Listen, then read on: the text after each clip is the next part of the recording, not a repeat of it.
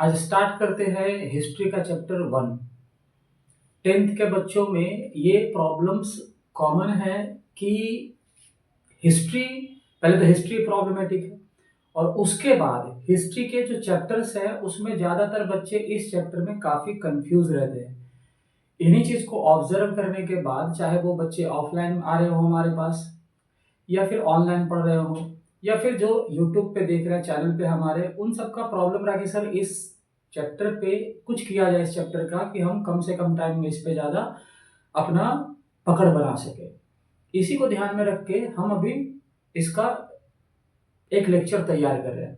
तो चलो शुरू करते हैं, ठीक है। ज़्यादा इधर उधर की बातें नहीं, बस स्टार्ट करते हैं। The rise of nationalism in Europe. तो ये नेशनलिज्म जो कॉन्सेप्ट है यहाँ पे, ये क्या है कॉन्सेप्ट? नेशनलिज्म। तो कहानी तो यहीं से शुरू होती है कि भाई ये जो नेशनलिज्म का जो कॉन्सेप्ट है ये क्या है, ठीक है। तो पहले इस वर्ड को समझिए आसान शब्द में। ये क्या है? Feeling of oneness. आप वननेस कह दो, ठीक है, वननेस कह दो या फिर यूनिटी। किसके अंदर भाई? तो कह रहा है अमॉन्ग द पीपल। किसमें होनी चाहिए यूनिटी? Among the people. कहां पे होनी चाहिए?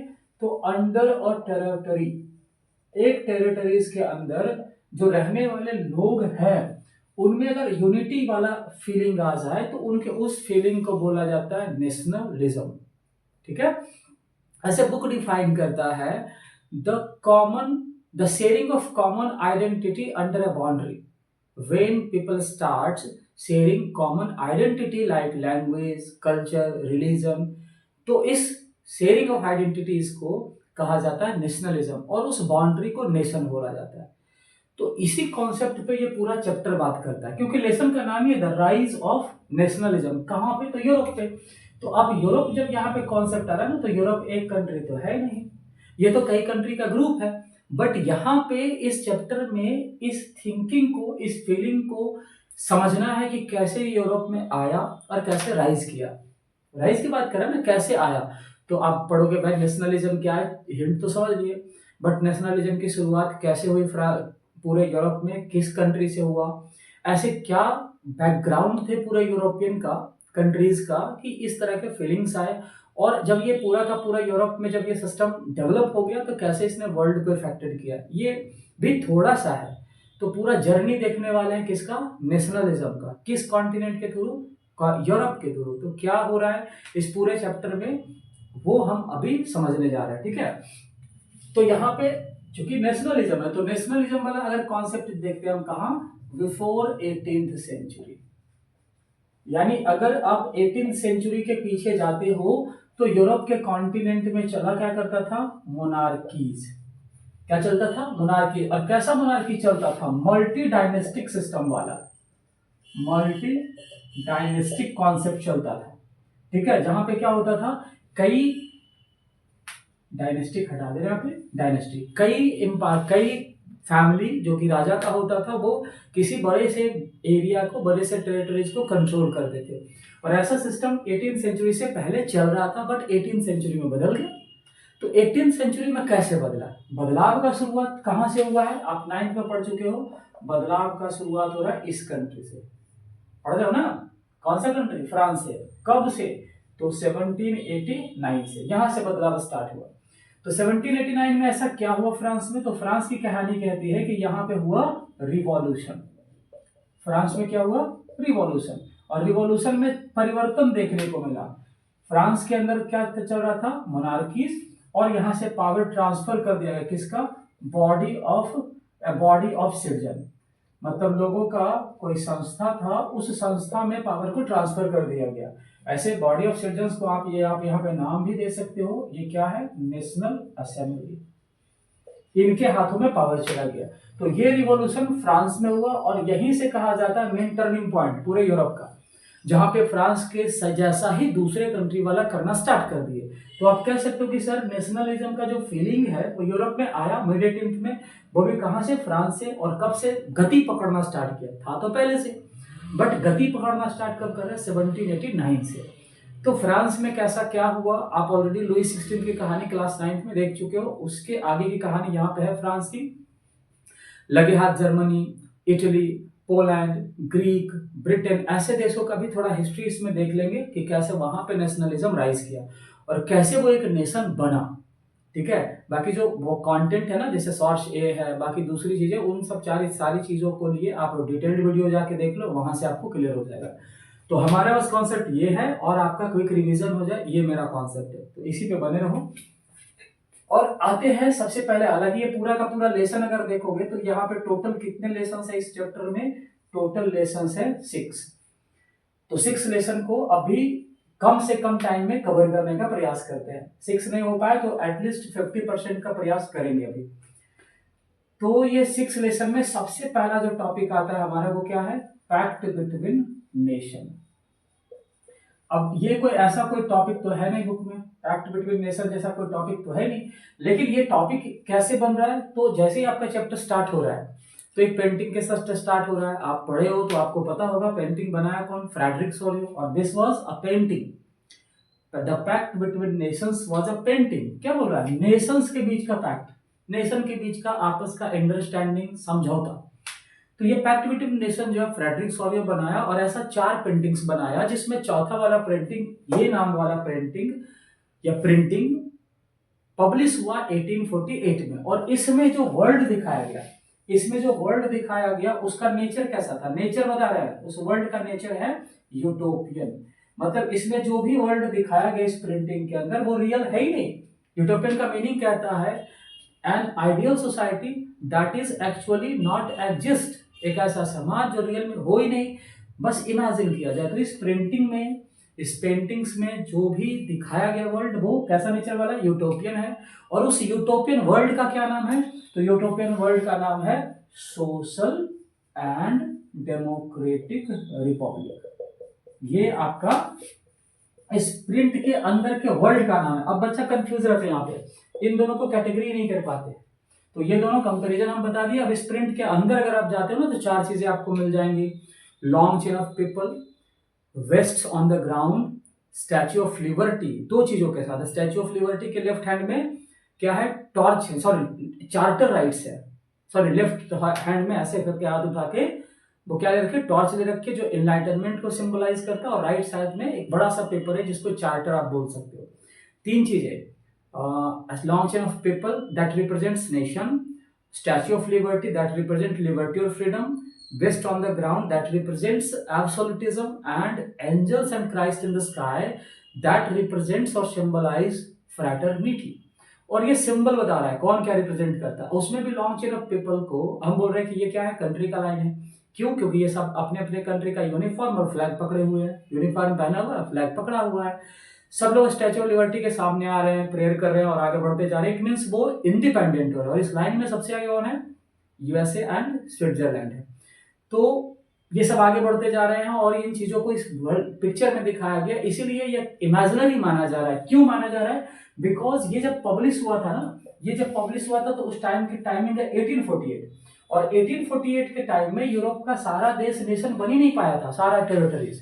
कुछ अब भी थे जो नेशन के रूप में बदले ही नहीं थे, लेकिन हाँ उन देशों को भी इसमें दिखाया गया। जैसे जर्मनी को दिखाया जा रहा है, उसके झंडे के साथ आप देख लो, वो गोल्ड और ब्लैक कलर का है। फ्रांस भी इस लाइन में है, यूएसए है, बाकी लंबार्डी है, वेनेसिया है, बहुत सारे कंट्री, वो सब थे नहीं, बट यहाँ पे इमेजिन करके दिखाया फ्रेडरिक सोलियो ने। इसीलिए इसका नेचर कैसा बोला कि ये यूटोपियन नेचर वाला कंट्री है। तो ये आपका फर्स्ट पार्ट जो है, मतलब इंट्रोडक्शन वाला पार्ट है, वो कंप्लीट हो गया। अब हम लोग चलेंगे लेसन 1 की ओर। अब देखिए यहाँ पे आपका, यहाँ पे लेसन 1 और लेसन 2 दिख रहा है। तो हमने क्या किया है ना, लेसन 1 को इधर 4 पार्ट में बांट दिया, लेसन 2 को इधर 8 में बांटा है, बट 8 टॉपिक मान के चलो। बट आप जब बुक में ढूंढने जाओगे तो इस तरह से आपका कैटेगराइज किया हुआ टॉपिक मिलने वाला तो है नहीं। तो ये टॉपिक बना कैसे, तो हमने क्या किया कि पैराग्राफ को पढ़ के या अपने कॉन्सेप्ट के हिसाब से समझ के उसको क्या किया, सॉर्ट आउट किया कि भाई इस तरह का टॉपिक बनाया जा सकता है, ठीक है। और उसी हिसाब से हम इसका नाम बना दिए, जिससे क्या होगा कि अगर क्वेश्चन अगर इंटरनली रहेगा तो आपको पकड़ लोगे कि अच्छा यहाँ से ये क्वेश्चन है, और आसानी से आप उसको सॉल्व कर लोगे। तो चले जरा लेसन 1 में, यहाँ लिखा हुआ है लेसन 1। अब अगर आप लेसन 1 में जाओगे ना, तो नाम क्या मिलेगा, फ्रेंच रिवॉल्यूशन, ऐसे लिखा हुआ नाम, French revolution and the ideas of nation, ये है आपका लेसन। और देखो लेसन का नाम जब आप समझोगे ना तो बड़ा आसान हो जाएगा आपके लिए समझना कि इस लेसन के अंदर किस तरह के कंटेंट, किस तरह के टॉपिक्स हो सकते हैं और कैसा क्वेश्चंस बन सकता है। और यहीं से तो कहानी समझ में आएगा। कहानी हम किसी कंट्री का नहीं पढ़ रहे हैं, कहानी हम पढ़ रहे हैं कि ये नेशनलिज्म वाला जो फीलिंग है वो यूरोप में कैसे डेवलप हुआ मिड 18th सेंचुरी के टाइम में। ये मेन थीम है, इसी पे बने रहना है, चैप्टर यही कह रहा है। तो पहला बोल रहे हैं कि फ्रेंच रिवॉल्यूशन, लेसन क्या है, फ्रेंच रिवॉल्यूशन, और उसके साथ कौन सा आइडिया, नेशन के वो आइडिया जिससे ये पूरा यूरोप एक मतलब क्या कहते हैं वो इंस्पायर हुआ और नेशनलिज्म वाली आइडियाज को बढ़ावा मिला। ठीक है, तो फ्रेंच रेवोल्यूशन के बारे में जैसा अभी हम थोड़ी देर पहले बताए कि 1789 में यहाँ पे हुआ रिवॉल्यूशन, और रिवॉल्यूशन के बाद क्या हुआ, मोनार्कीज के पावर को ट्रांसफर कर दिया गया फ्रांस के सिटीजन्स के एक बॉडी थी उसमें, जिसका नाम नेशनल असेंबली, और यहाँ से रिपब्लिकन वाला कॉन्सेप्ट का शुरुआत हुआ फ्रांस से। ठीक है, तो यहाँ पे पंगा क्या हो गया ना कि जब रिवॉल्यूशन हुआ 1789 में तो लोगों को बातें नहीं समझ में आ रही थी, क्योंकि बातें नहीं हो रही थी उनके लिए। राजा के बारे में लोग जान रहे थे, राजा का पैटर्न, उनका एडमिनिस्ट्रेटिव स्ट्रक्चर ये समझ रहे थे लोग, बट अब धीरे धीरे लोगों को नए फॉर्म ऑफ गवर्नमेंट को एडजस्ट करना था और उसको समझना था। इसके लिए उनको लोगों को समझना पड़ेगा कि भाई नेशनलिज्म क्या होता है, रिपब्लिकन सिस्टम क्या होता है, इक्वलिटी क्या होता है, फ्रेटर्निटी क्या होता है, जस्टिस क्या होता है, इस तरह की बातों को समझना होगा। और अगर ये समझे तो वो नेशनलिज्म समझ गए। अब इसको समझाने के लिए क्या किया गया, आइडिया ऑफ नेशन बनाया गया। वही यहाँ पे पहला पॉइंट बना हुआ, आइडियाज ऑफ नेशन। क्या बनाया गया, आइडियाज ऑफ नेशन। तो ये आइडियाज ऑफ नेशन क्या बोलता है, ये आइडिया ऑफ जो नेशन है इसमें क्या है, तो ऐसे ऑलरेडी आप देखोगे ना वहां पे 7 आइडिया लिखा हुआ है। बुक में आप जाओगे तो 7 आइडियाज आपको क्लियरली मिल जाने वाले हैं। ये 7 आइडियाज कौन कौन से हैं, चलो शॉर्ट में करते हैं। सबसे पहला idea of fatherland and citizens, मतलब बाउंड्री को फादरलैंड बोल दो, रहने वाले लोगों को सिटीजन, किसी का प्रजा नहीं, बाउंड्री ऑफ देश है। दूसरा, फ्रेंच ट्री कलर बनाया गया, राजा के झंडा के जगह पे, रॉयल फ्लैग के जगह पे। तीसरा, एक स्टेट जनरल जो पुराना संस्था था, असेंबली थी राजा को, उसको हटा के नेशनल असेंबली को लाया गया। चौथा, न्यू हाइम्स ओथ से लिखे गए ताकि लोग उससे कंट्री को फील सके। पांचवा, यूनिफॉर्म मेजरमेंट सिस्टम लाया गया। छठा, एक सिंगल एडमिनिस्ट्रेटिव सिस्टम भी इंट्रोड्यूस किया गया। और लास्ट, एक कॉमन लैंग्वेज बनाया गया, डायलेक्ट के जगह पे कॉमन फ्रेंच को, जो पूरे फ्रांस के लोगों को रिप्रेजेंट करे। तो इस तरह से ये इस तरह की बहुत सारी आइडियाज को लाया गया ताकि लोग स्लोली स्लोली किसको समझ सके, नेशन को समझ सके। और जो लोग समझेंगे तो राजा वाले सिस्टम को इग्नोर करेंगे। और देखो ना कितना मजे की बात है, आज तो नहीं समझते, आज लोग क्या करते हैं, आज तो भाई डेमोक्रेसी समझ रहे हैं, रिपब्लिकन सिस्टम समझ रहे हैं, मोनार्कीज कहाँ कोई समझना चाहता है। तो ये हट रहा था उस टाइम में। तो आइडिया तो चलो भाई एक्सपैंड हो। अब आइडिया ये यूरोप के दूसरे हिस्से में कैसे पहुंचा, तो जो भी रिवोल्यूशनरीज, यहाँ पे दिया हुआ कि जो भी रिवोल्यूशनरीज इस आइडियाज को एक्सपैंड कर रहे थे लोगों के बीच में, इन्होंने बना लिया अपना मिशन। क्या मिशन बना लिया कि मुझे इन आइडियाज को यूरोप के उन हिस्सों तक पहुंचाना है जहां पे अभी लिबरलिज्म या नेशनलिज्म नहीं आया है। It means the French revolutionaries were interested और wanted to expand the ideas of nationalism to other parts of Europe.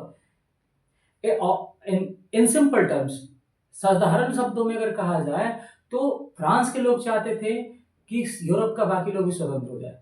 It means to liberate the people of all over Europe. ये कब होगा, जब France की ideas दूसरे country में जाएगी।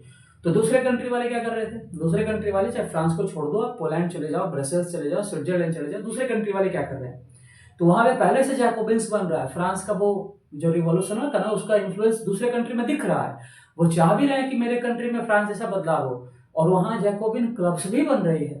इनके लिए आसान हो गया रास्ता अपनी आइडियाज को उन देशों में लेके जाने का। और ये लेकर गए, फ्रेंच की आर्मी लेकर गया और वहां पे इस नए आइडियाज को इंट्रोड्यूस किया।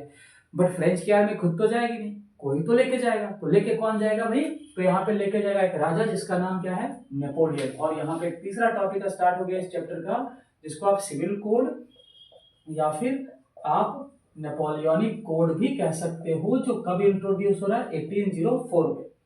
अब इस कोड के बारे में लोग बच्चे कंफ्यूज रहते हैं। कंफ्यूजन किस बात का, कि ये जो सिविल कोड है ये कितने सेक्शन में बटा हुआ है ये नहीं समझ में आता, सीधा सब लोग सारे नियम को सिविल कोड में डाल देते हैं। बुक में जाके क्लियरली लिखा हुआ है कि नेपोलियन ने अपने कंट्री में सिविल कोड इंट्रोड्यूस किया और बाकी उन देशों में जहां पे ये आइडियाज गए वहां पे वहां का एडमिनिस्ट्रेटिव सिस्टम को सिंप्लीफाई कर दिया, आसान कर दिया उसको। कैसे? तो नेपोलियन के कोड में तीन ही मेजर प्रोविजन है, तीन मेजर प्रोविजन है। क्या क्या चीज वाला? तो पहला प्रोविजन है इक्वलिटी का, कि सबको इक्वलिटी कर दिया लॉ के सामने। दूसरा बोला भाई सबको हम प्रॉपर्टी देंगे, सबको प्रॉपर्टी का राइट दिया। और तीसरा क्या बोला कि जो भी प्रिविलेजेस है उन सारे प्रिविलेजेस को समाप्त किया जाएगा। तो ये मेन कॉन्सेप्ट है सिविल कोड का, right to equality, right to property and abolition of privileges based by birth. और जब दूसरे कंट्री गए तो वहां पे औरतों को राइट्स देना हो, पीजेंट्स को फ्री करना हो, गिल्ड का रिस्ट्रिक्शंस हटाना हो, सर्फडम खत्म करना हो, ट्रांसपोर्टेशन को एफिशिएंट बनाना हो, वहां के मेजरमेंट को सुधारना हो, ये सारे काम किए जिससे इकोनॉमिक क्लास को बहुत फायदा हुआ दूसरे कंट्री में। तो इट मीन्स क्या हो रहा है कि नेपोलियन अपने सिविल कोड के साथ दूसरे कंट्री जा रहा है आर्मी को लेके और वहां के कंट्री को भी स्वतंत्र कर रहे थे। तो तांडव मचा के रख दिया होगा। दूसरा कंट्री में गया तो बहुत सारा बवाल मचाया होगा ना, दूसरे कंट्री को स्वतंत्र कर रहा है फ्रांस के बेस पे, किया भी। लेकिन नेपोलियन का कहानी खत्म हो जाता है 1815 में। क्यों? अब यहाँ पे कारण भी दिया हुआ है। अगला पॉइंट, डाउनफॉल की वजह से। तो नेपोलियन का डाउनफॉल कैसे हुआ? यहाँ पे लास्ट लेसन में आ रहा है कि नेपोलियन का डाउनफॉल का कारण क्या रहा। तो आप इसका कारण कह सकते हो कि जहां भी जाता था वहां पे टैक्सेशन इंक्रीज कर देता था, ठीक है। वहां पे क्या और इम्पोज कर देता था, सेंसरशिप, इट मींस मीडिया को कंट्रोल कर लेते था। और क्या करता था? तो कंस्क्रिप्शंस करता था, फोर्स्ड कंस्क्रिप्शंस। ये वहां पे प्रेशर बनाता था कि भाई मैं जैसे आपको स्वतंत्र कर रहा हूं ना, तो आपकी ड्यूटी बनती है कि आप मेरे आर्मी को ज्वाइन करो और दूसरे देश को स्वतंत्र करने में हेल्प करो। और आर्मी का एक्टिविटी जो था वो अलग से, इसकी आर्मी की एक्टिविटी भी कुछ गंदा था। तो इन सब वजह से नेपोलियन का डाउनफॉल हुआ और इस व्यक्ति का कहानी खत्म हो गया 1815 में। किस युद्ध के साथ? वाटरलू के साथ इसकी कहानी खत्म। और यहीं से आपका लेसन 1 भी कंप्लीट हो रहा है। अब चलेंगे लेसन 2 में, बट इसका नेपोलियन की आर्मी की एक्टिविटी पहले चेक कर लेते हैं और कुछ फिगर है उसको भी देख लेते हैं। लेसन 1 का फिगर से भी क्वेश्चन रहता है, ठीक है। चलो आ जाओ फिगर में। यहां पे एक फिगर आप पहले देख लो। इस फिगर में आ जाते हैं। ऑलरेडी आप अपने बुक में देखो, यहाँ पे स्क्रीन पे तो वैसा ही दिखेगा ना जैसा कैमरा है। तो इस फिगर में दिखाया जा रहा है नेपोलियन की आर्मी को। अब ये आर्मी भाई क्या कर रहे हैं कि ये एक पेड़ लगा रहे हैं यहाँ पे।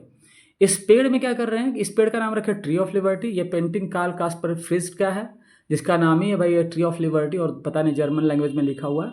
जर्मनी में ये पेड़ लग रहा है। नेपोलियन की सेना इसलिए है क्योंकि यहाँ पे नेपोलियन की सेना का कोडिंग दिख रहा है ड्रेस का। तो ये नेपोलियन की सेना कर क्या रही है? पेड़ लगाते वक्त वो प्लाक लटका दिया कि मेरा रूल्स चलेगा अब इस राज्य पे, ये पूरे शहर पे। फिर औरतों के साथ बदसलूकी करना, ठीक है। फिर पीजेंट्स को टॉर्चर करना, ट्रेडर्स के कार्ड्स को लूट लेना, ये सब इसका एक्टिविटीज था। तो नेपोलियन की सेना को कहा जाता था हार्विंगर्स। ये कहे जाते थे हार्विंगर्स ऑफ लिबर्टी, ठीक है। बट ये सेना इतना ज्यादा मतलब अलग तरीके से रिएक्ट करती थी शहरों में जाके कि भाई गड़बड़ हो गया में। कुछ शहर में, ब्रसेल्स के कुछ शहरों में, मेंज, मिलान, बर्शेबा, इसमें हार्विंगर्स बोला जा रहा है, आजादी का दूत, जिसकी इमेज ऐसा बन रहा है। और एक और फिगर है, फिगर नंबर 5। इसमें नेपोलियन को एक पोस्टमैन के रूप में रिप्रेजेंट किया जा रहा है। देखिए यहाँ पे, ओहो एक सेकंड, यहाँ पे आ रहा है ना। तो यहाँ पे क्या बोल रहा है कि नेपोलियन की सेना को दिखाया जा रहा है नेपोलियन को पोस्टमैन के रूप में। जहाँ पे जितनी भी टेरिटरीज ये जीता 1 बाय 1 सब गिरा जा रहा है। कौन से युद्ध के बाद? तो एक युद्ध हुआ बैटल ऑफ लिप्जिग, वहाँ से ये सारा टेरिटरीज को हार गया। तो ये नेपोलियन भाई साहब की कहानी थी। लेसन 1 में आया और ये कहानी इनकी खत्म भी हो गई। बट लेसन 1 में नेपोलियन थोड़ी पढ़ना है। लेसन 1 क्या कर रहा है? फ्रेंच रिवोल्यूशन और इसका जो आइडिया है नेशन का, वो कैसे दूसरे देश में पहुंच गया दूसरे देश में, नेपोलियन पहुंचा दिया, उसकी कहानी खत्म हो गई। क्या फर्क पड़ता है? अब दूसरे देश वाले चाहेंगे कि मेरे कंट्री भी यहाँ फ्रेंच जैसा हो जाए, फ्रांस के लोगों के जैसा हो जाए, और वो लोग एफर्ट लगाएंगे। तो ये फ्रांस में ये जो घटना हो रहा है 1789 में, इसके पीछे का बैक स्टोरी क्या है, कैसे हुआ? या फ्रांस को छोड़ दो, पूरे यूरोप में नेशनलिज्म हुआ ही क्यों, ये डिस्कस किया जा रहा है लेसन 2 में। अब लेसन 2 का नाम क्या है, इसकी ओर जरा डिस्कस करेंगे अभी। लेसन 2 में क्या हम पढ़ने वाले हैं। अब आते हैं लेसन 2। लेसन 2 का क्या कॉन्सेप्ट है? Making of nationalism. पहला था आइडियाज ऑफ नेशन, बट ये क्या है? Making of nationalism.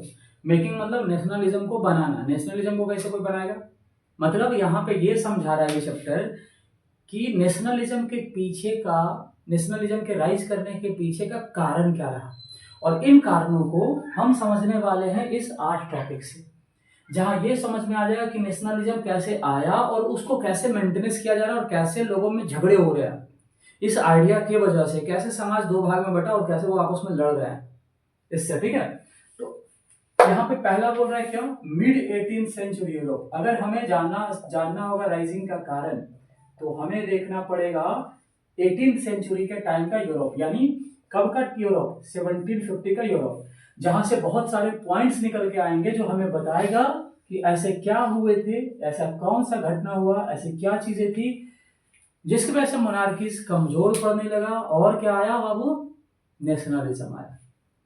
ठीक, तो चलो जरा उन पॉइंट्स को यानी मिड 18th सेंचुरी के यूरोप को समझते हैं बुक से, आपके लिए आसान हो जाएगा। तो लेके आ रहे हैं बुक आपके स्क्रीन के सामने, देखो यहां पे देख रहे हो ना आप बुक। जैसे ये लेसन आपका स्टार्ट हो रहा है 2, तो यहां पे लिखा हुआ है कि जिस तरह से आज जर्मनी, इटली और स्विट्जरलैंड को हम जानते हैं, एक टाइम ऐसा था जब इसे किंगडम्स, डचीज या कैंटोन्स कहा जाता था, और यहाँ पे रूलर्स अपने ऑटोनॉमस पावर के साथ शासन करते थे। मिड 18th का यूरोप हम देख रहे हैं फिर। ठीक है, एग्जाम्पल के तौर पे इस चीज़ को समझते हैं। अब ये जो पूरे के पूरे किंगडम्स, डचीज या कैंटोन्स होते थे, इसके अंदर भयंकर डाइवर्सिटीज पाई जाती थी, मतलब डाइवर्स पीपल रहते थे यहाँ पे। उनमें लैंग्वेज, रिलीजन, कल्चर को लेकर बहुत डाइवर्सिटी था। ठीक है, जैसे एग्जाम्पल से पहले डाइवर्सिटी को समझो। डाइवर्सिटी एग्जाम्पल ले रहे हैं लैंग्वेज का, और रीजन है हैब्सबर्ग एम्पायर का, जो कि ऑस्ट्रिया हंगेरी रीजन पे शासन कर रहा है। इसका एक रीजन देखते हैं, अल्पाइन रीजन, जिसमें ट्रायोल, ऑस्ट्रिया और सुडेटनलैंड आता है। ठीक है, साथ ही साथ बोहेमिया भी। यहाँ रहने वाले लोग जर्मन स्पीकिंग है, लैंग्वेज के नाम पे डाइवर्सिटी है। ठीक है, उसके बाद आते हैं लोम्बार्डी और वेनेशिया में, तो यहाँ इटालियन स्पीकिंग है। अगर हंगेरी में आते तो आधा ज़्यादा पॉपुलेशन मैगियार बोल रहा और आधा ज़्यादा लोकल भाषा यानी डायलेक्ट बोल रहा। गालिशिया में आते तो यहाँ पे एरिस्टोक्रेट्स पोलिश बोल रहा।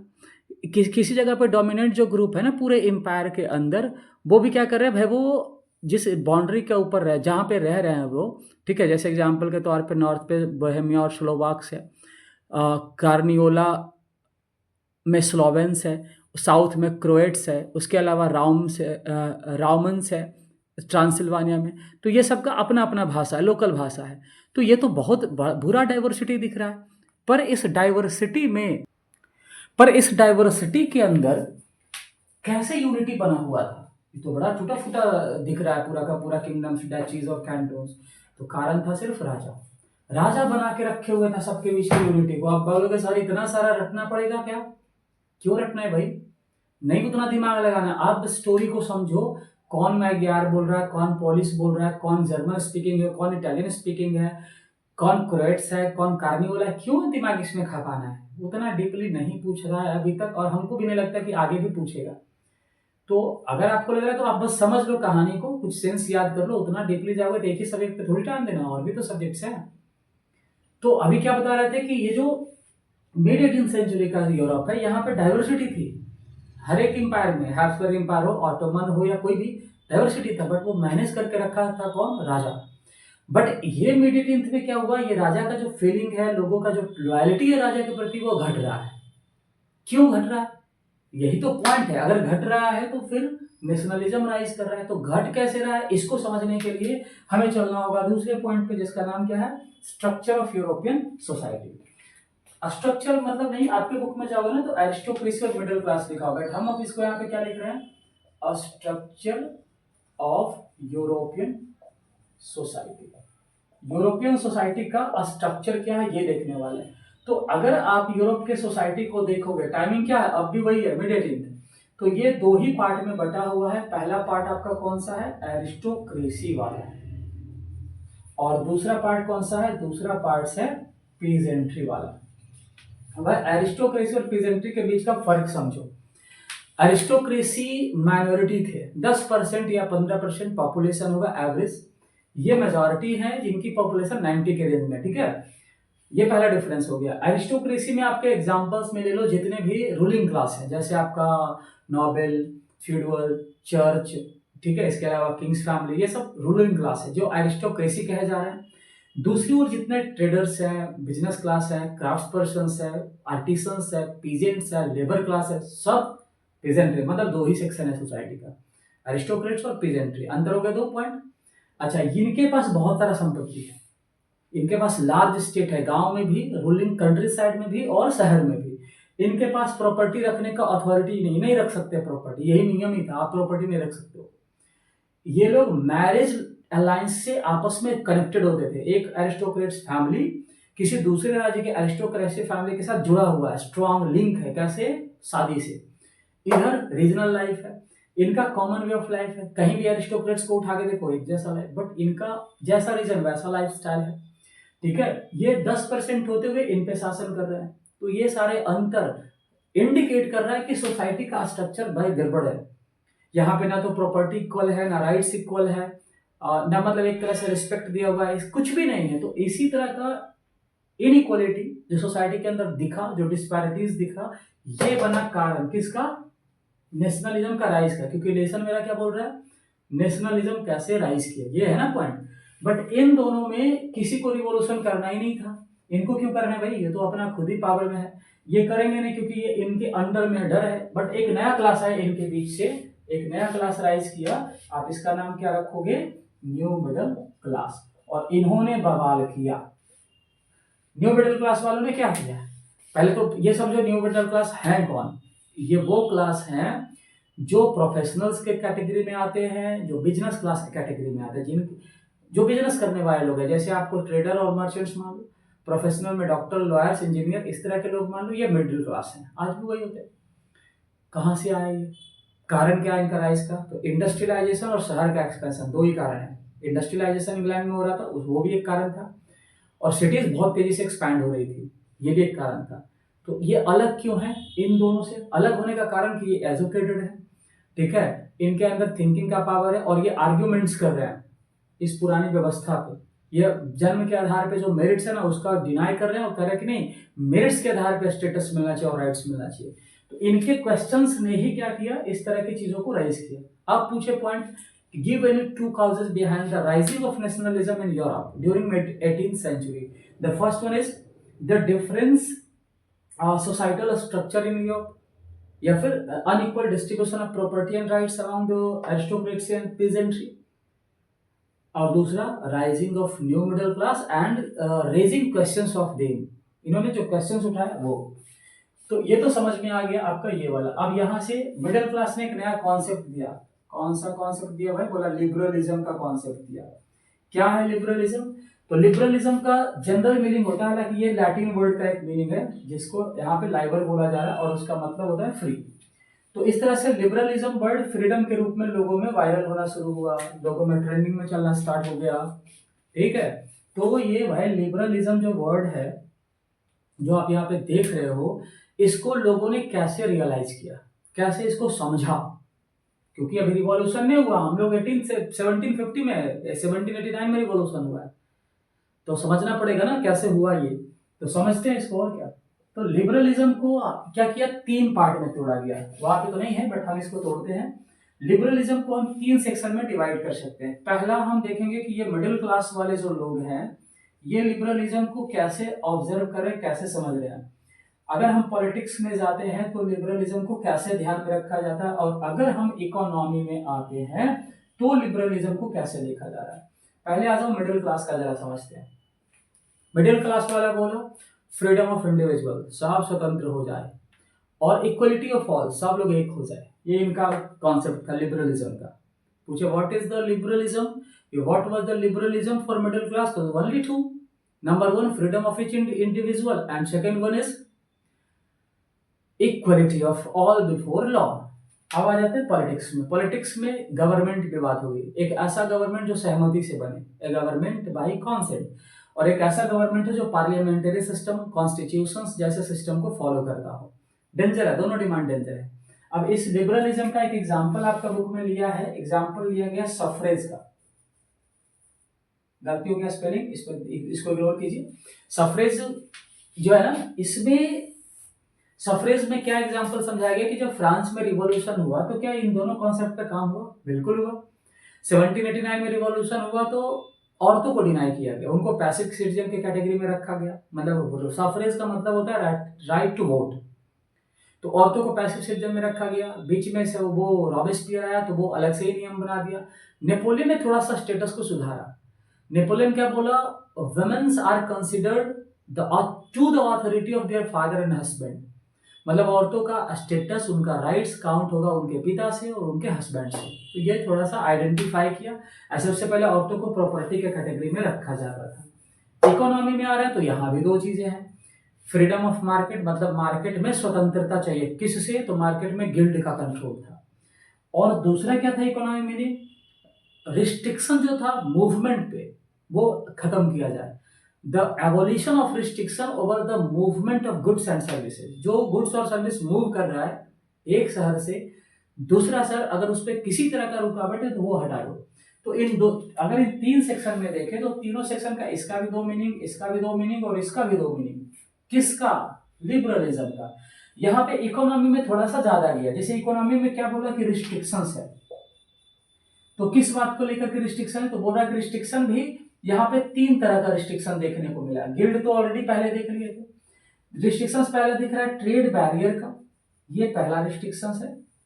दूसरा रिस्ट्रिक्शन है करेंसी का, एंड तीसरा रिस्ट्रिक्शन है मेजरमेंट का। ये तीन तरह के रिस्ट्रिक्शंस आपको यूरोपियन मार्केट में 18th सेंचुरी में दिखेगा।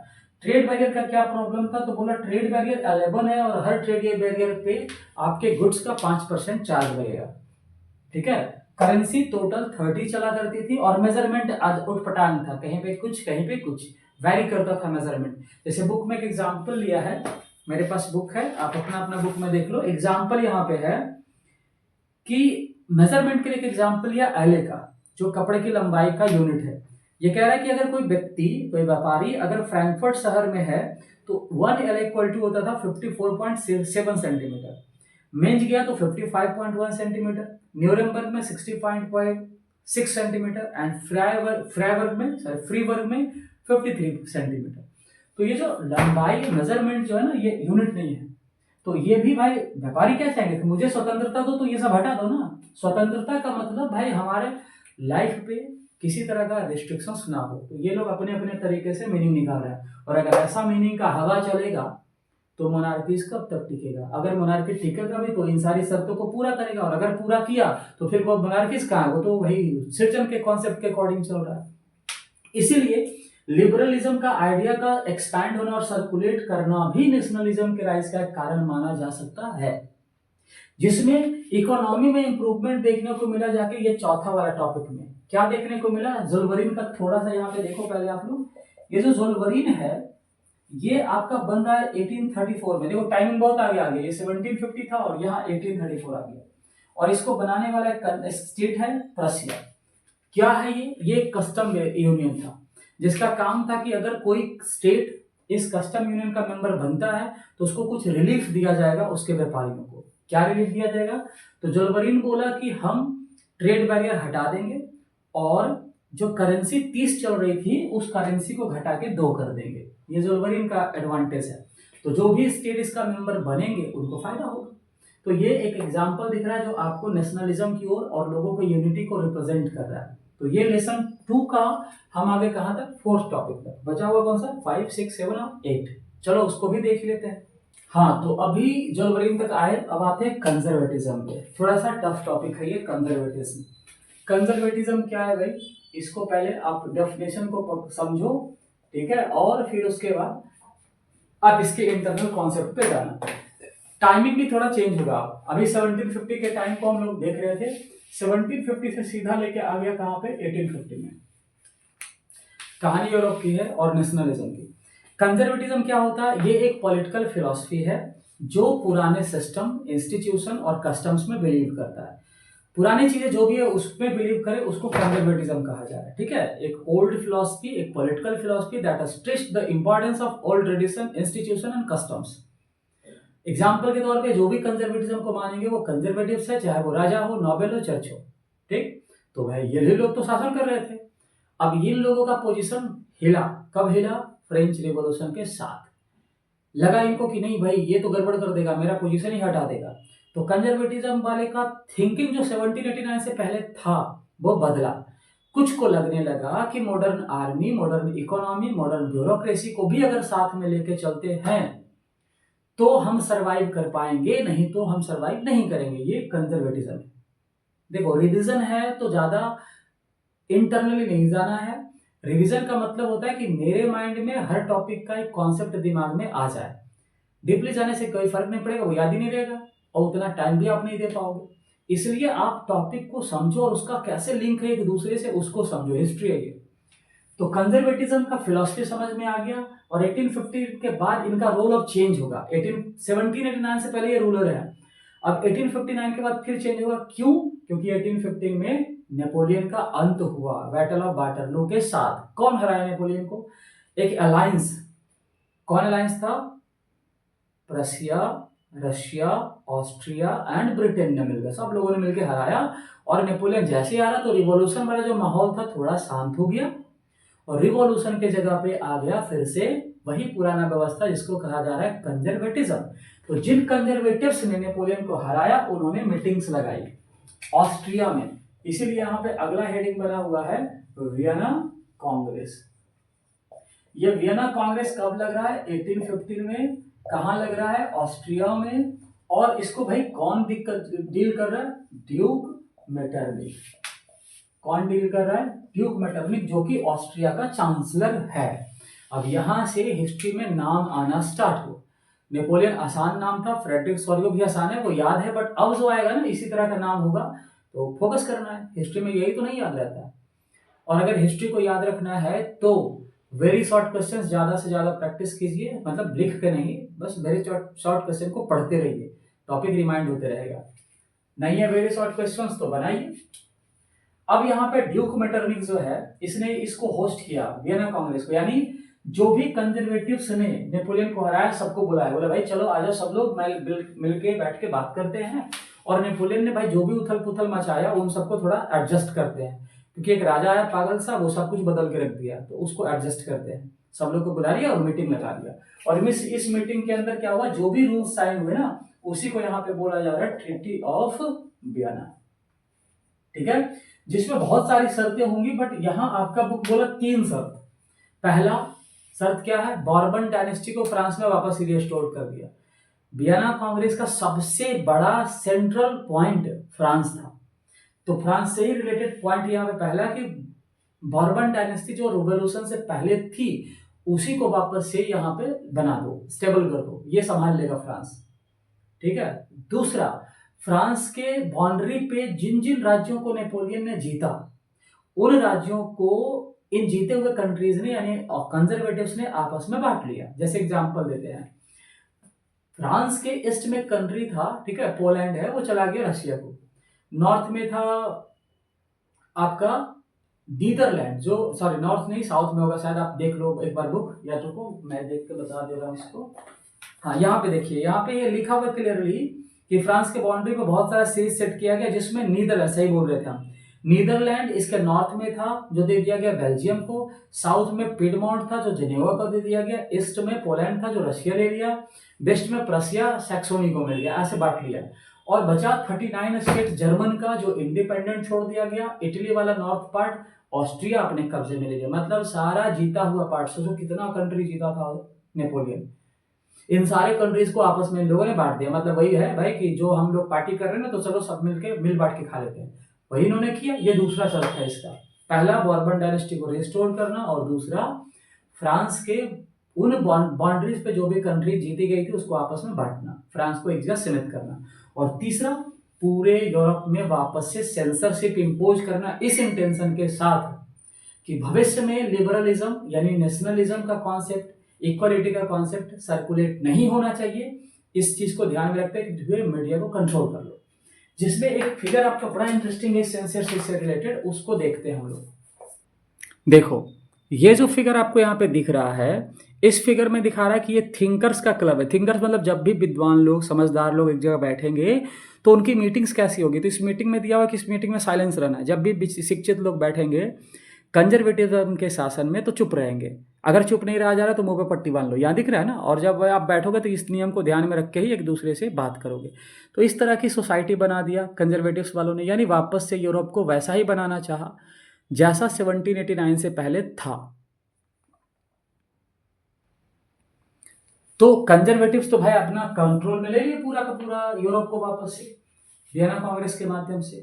तो जो रिवॉल्यूशन को सपोर्ट कर रहे थे वो कहाँ गए लोग, यानी रिवॉल्यूशनरीज का क्या हुआ। तो पहले ये समझो रिवॉल्यूशनरीज कौन है। ऐसे लोग जो कमिटमेंट कर रखे हैं कि कंजर्वेटिज्म की जो सरकार है ना वियना कांग्रेस का, उसको हटाओ और नेशनलिज्म को एक्सपैंड करो, ये रिवॉल्यूशनरीज है। उनमें कुछ सीक्रेट सोसाइटीज इनके बीच में है जो क्या कर रहे हैं, लोगों को ट्रेंड कर रहे हैं। यहाँ पे जो रिवॉल्यूशनरीज टॉपिक हम बनाए हैं और ऑलरेडी बुक में भी ये टॉपिक है।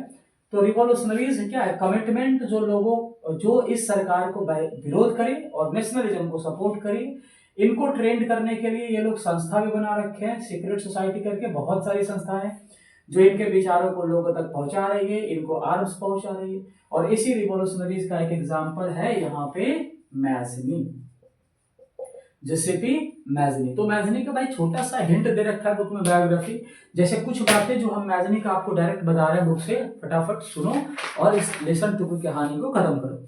मैज़नी का जन्म 1807 में जेनेवा में हो रहा है, 24 साल का एज उसका था। और 1831 के टाइम में वो क्या किया, एक रिवॉल्यूशन को अटेम्प्ट किया, वो लिगुआरिया के रिवॉल्यूशन को, पकड़े गए, कंट्री से निकाल दिया गया, एक्साइल कर दिया गया। यंग एज में वो एक सीक्रेट सोसाइटी को ज्वाइन किए थे जिसका नाम था कार्बोनरी। जब ये कंट्री से बाहर थे तो दूसरे कंट्री में रह के इन्होंने 2 सीक्रेट सोसाइटी बनाई, यंग इटली और यंग यूरोप। यंग इटली बना मार्शलिज में, यंग यूरोप बना बर्न में।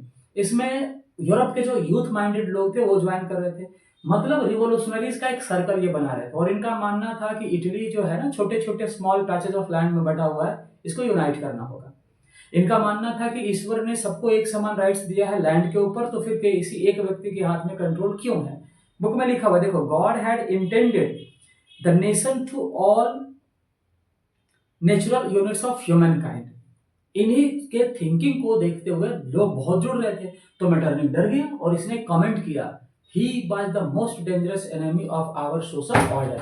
मतलब हमने जो सामाजिक व्यवस्था बनाई उसका कोई बड़ा दुश्मन है तो ये है।